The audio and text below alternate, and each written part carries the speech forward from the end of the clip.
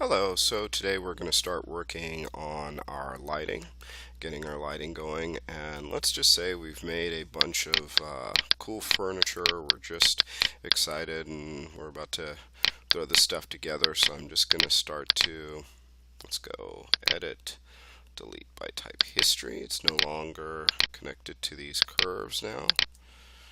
So I could do whatever I want with the curves, delete them out, they're done. My little lamp. For right now, I'm going to combine it so it's all one piece.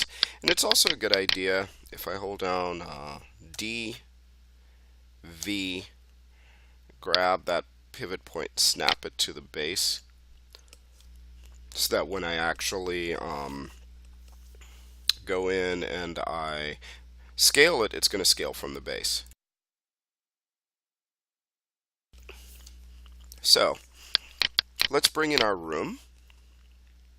File, import, room project. And now you see we've got a room in here, and we've got an extra light, so let's delete that one because we're not ready for that yet.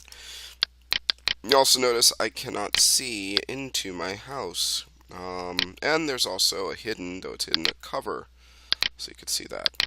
We'll keep the cover turned off the outside right now. And I want to flip, the normals are flipped on this, which means that the faces of the polygons are all pointed inward where we would be at. We're going to turn the back sides of those faces off by selecting the house, going to display, polygons, back face culling. And what that basically does is it just makes it that the back side of the faces now become invisible. And this is more true to how it works in a video game engine. And so now we have this, we have our, let's imagine that we've populated the room that we want, and whatever like shapes and pieces and stuff that we're going over, like this guy right here. Here's our lamp, and if I scaled that up to something a little bit more realistic of how big it would be to our friend, that's actually fair size, right about there, about that big, and we'd have it on a table, and whatever other details. The only other thing we might need is some of these rooms, like here's a closet, but here is a window that's extruded in. We might decide, oh, I want a glass material there. And so I'm going to hold down the space bar to pull up my hotbox, and you'll notice these white lines. And right above that, I'm going to left mouse click up here, and I'm going to choose the format that we normally see, which is the Hypershade Render Perspective. And if I click on that, it changes the formatting of Maya to fit what it is that I'm going to be doing, which in this case is working briefly with some materials. I could see what this is showing me, all the things that are in my scene.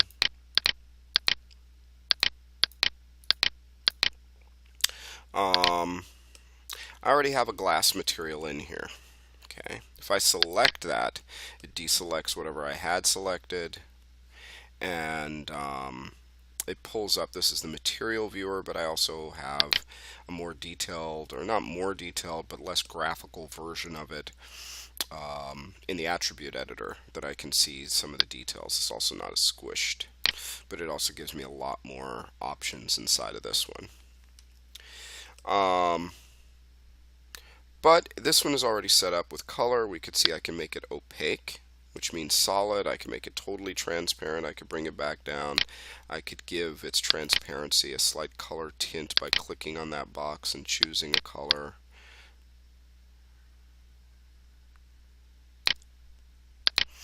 I can adjust how shiny it is and what color the shine is. See? Which is kind of nice. So I have a lot of control, and we'll talk more about what materials are. But in either case, I want to assign it to these faces, not to the entire object, because that means it would literally be a glass house. So I'm in face mode and I'm selecting only the faces that I want to apply that material to. And there's my material, and what I have to do with these faces selected is I right click, not left, but right click and hold to bring up this menu here, and I choose assign material to this selection. And now it's assigned to that selection. We can see, we can look through it. It has that what's called a specular highlight, and I know it's actually working if I grab our little friend over here. Where is he? There you are. Grab our friend here who is still in desperate need. We see why evidently the closet is empty and he has no clothes, but nonetheless we can see, though this would be a little bit creepy, yeah, that's normal. See a little green guy just walking past your huge window in your bedroom, not wearing clothes. Nice. So, but we could see that that glass is working, and we have a specular highlight, and if we render it the right way, we'll even get reflections. But now the room is pretty much set that I can start rendering, well, start lighting it and then rendering it. The last thing would be is like maybe this room over here, maybe this is a bathroom, and I wanted to have a window in the bathroom. That would be nice to get a little fresh air in there. So I'm going to bring our little friend, I have to go outside to grab him, because even though the glass is invisible, I could still select the building by clicking on it. So I'm going to grab him, bring him over here, and I'm going to duplicate this and bring it over as a scale reference. And this one I was using for like these larger doors that I have. There's some pretty freaking big doors, but don't worry about that. And I want to use this as my guide as a reference. And what I want to do is I could see where the lines are, like the edges, but only if I select it. So I'm going to click on this little guy right here, which is wireframe on shaded mode. Now I can see without it being selected. And I can move our friend over so we can see how big a window is. Now, what I want to take into consideration in reality is if this is a bathroom or if it's a different type of room, I want to think about how big and realistic the window would be. Now, I've seen people where, we want to scale this down a bit. Now, if it's a smaller window and it's way up high, that's typically a bathroom. And the reason being is because most people, when they're using the bathroom, don't want people like naked green guy when he's highlighted walking by saying, "Hey, how you doing?"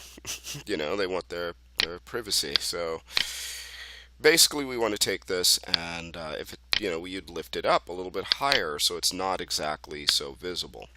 Now if this is a bedroom or an area where you want to get in a lot of light, obviously we want this window larger, but we wouldn't want it necessarily obnoxiously large. Typically most windows are going to be at a height, depending on the scale of the house and the design and all that, that is going to come somewhere around this area, so little kids might be able to come up, but not too tiny of kids, where they're just like, oh, I'm just going to crawl right out. And you want it so that it's that you could put things in the windowsill, that you could actually open it and reach it. This guy is roughly 6 feet, so this is going to be, you don't want it too tall and high, but you don't want too low either. And I think that's a decent size. So if I rotate this about 90 degrees, and we'll just double check. Yep, 90 degrees. And I move this over and say this is roughly about the size that I want. And I kind of just stick that in the wall for a second. And I decide, do I want to add another edge here, or do I want to bring this down?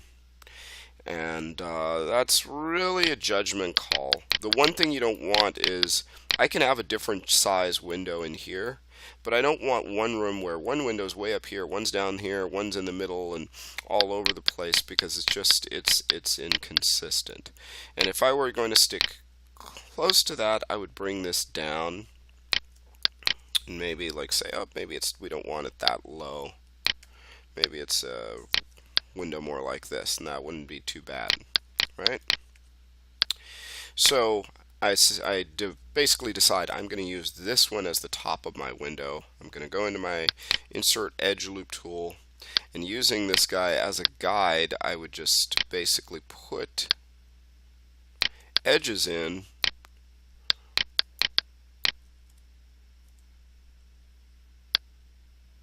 right where this would intersect. And I'm putting it on the room, not on the box. And I click and I drag. These go perpendicular, which basically means if I want one going left to right, I have to choose an edge going up and down. If I want one going up and down, I have to choose an edge that's going left to right, a 90-degree difference. And once I actually have that, because parallel would be these two are parallel, this one and this one are perpendicular because they would cross. I can move this reference over now, and now I could just grab these faces, extrude to push them back. Remember, this is wall thickness, so I wouldn't pull it way back here unless I plan on having this as a fixture, where I'd also have a frame and these are windows. But it's not that type of window. So I'm just going to bring it in and give myself some thickness, because you don't want it like, oh, it's just a glass there, because that's also kind of weird. But you have a window sill, a window pane, and basically have some thickness to the wall. And this window would most likely be in the center of the thickness of the wall. So this is 50% the thickness of the wall, unless it's designed that way. Some windows are actually deeper and they sit out to the outside, but nonetheless.